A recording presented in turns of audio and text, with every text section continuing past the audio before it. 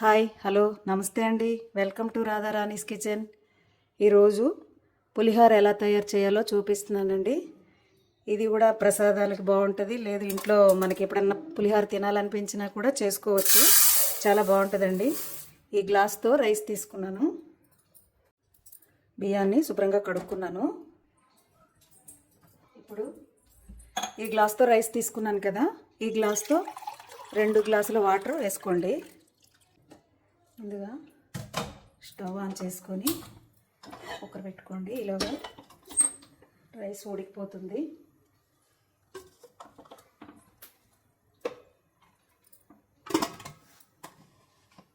మూడు విజిల్లు రానివ్వండి.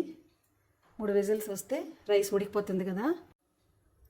రైస్ పెట్టుకున్నాం కదా, ఇలా కుక్కరు రెడీ అయ్యేసరికి ఈలోగా చింతపండు గుజ్జు రెడీ చేసుకుందాం.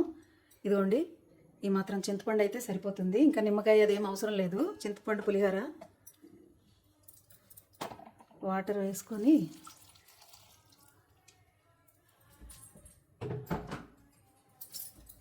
చింతపండుని శుభ్రంగా కలుపుకొని జ్యూస్ చేసుకుందాం. ఇలా రసం తీసుకున్నాను. దీన్ని కూడా ఒకవైపు దగ్గరికి ఉడికించుకోండి,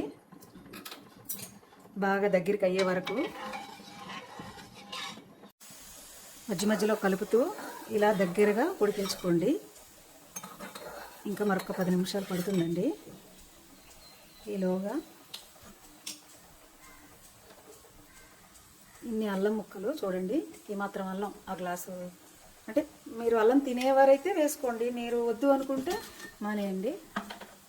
మేమైతే వేసుకుంటాము. ఇదిగోండి, ఈ మాత్రం అల్లం, ఈ మాత్రం పచ్చిమిర్చి వేసుకొని మరీ ముద్దగా కాకుండా చిన్న చిన్న ముక్కగా మిక్సీ చేసుకోండి.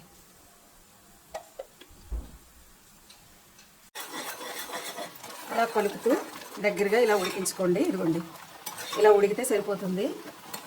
ఇప్పుడు స్టవ్ ఆఫ్ చేసుకోండి. రైస్ అన్నం రెడీ అయిపోయిందండి. ఇప్పుడు ఇందులో మనం ఉడికించుకున్న చింతపండు గుజ్జుని ఇందులో వేసుకుందాం.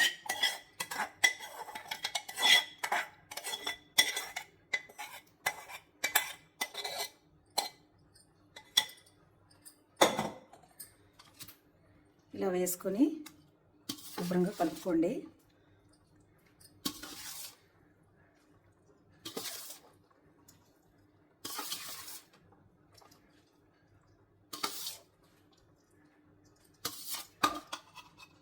ఇప్పుడు పోపు కోసం ముందుగా స్టవ్ ఆన్ చేసుకొని గిన్నె పెట్టుకోండి.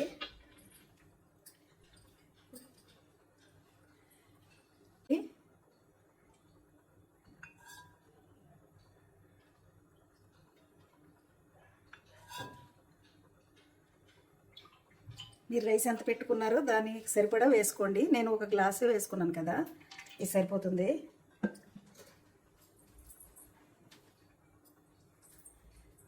పులిహోర పోపు కోసం అన్నీ రెడీ చేసుకున్నానండి.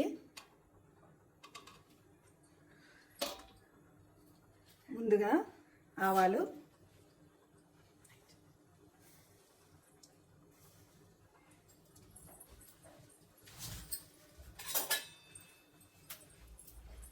ఆవాలు కొంచెం వేగనివ్వండి. ఆవాలు ఎప్పుడైనా కొద్దిగా చిటపటలాడాకే వేసుకోండి, లేకపోతే చేదు వస్తుంది.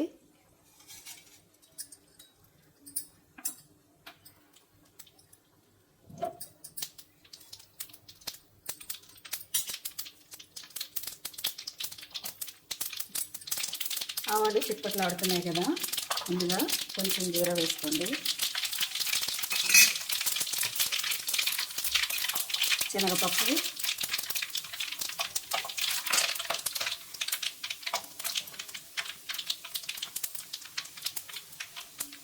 పల్లీలు,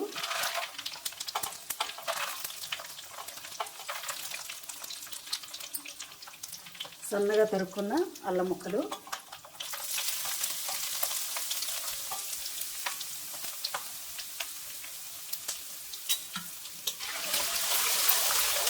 కొంచెం ఫ్రై అయ్యాక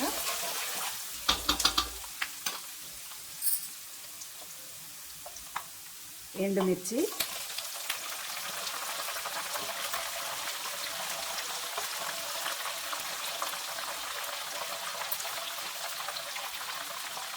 కొంచెం జీడిపప్పు,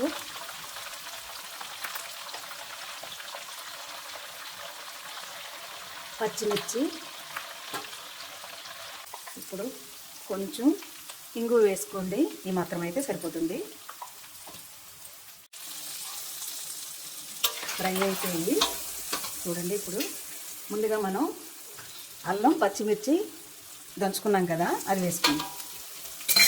ఇప్పుడు కర్రీ లీవ్స్ వేసుకొని ఒక్క నిమిషం బాగా కలుపుకోండి. పోపు అయితే వేగిపోయింది.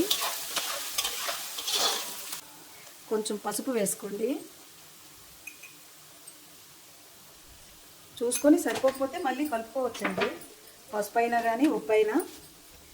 ఇప్పుడు 2 స్పూన్లు ఉప్పు వేసుకోండి.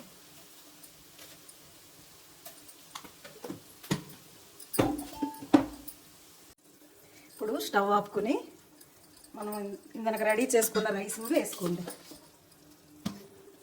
చింతపండు అన్నీ కలిపి వేసుకున్నాం కదా, ఆ రైస్ని ఇందులో వేసుకొని కలుపుకోండి.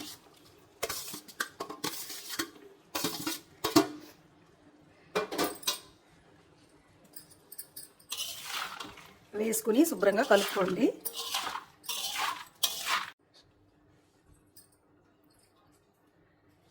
చేత్తోనే ఎప్పుడైనా పులిహోర కలుపుకోండి, చాలా బాగా కలుస్తుంది. గుడిలో పులిహోర వచ్చినట్టు వస్తుందండి, చాలా కమ్మగా ఉంటుంది. మీరు కూడా రెడీ చేసుకోండి. ఎప్పుడన్నా మీకు తినాలనిపించినా, ప్రసాదంగా కావాలన్నా కూడా ఇలా తయారు చేసుకోండి, చాలా బాగుంటుంది. మీకు గనక ఈ వీడియో నచ్చినట్లయితే సబ్స్క్రైబ్ చేయండి, లైక్ చేయండి, షేర్ చేయండి. Thanks for watching.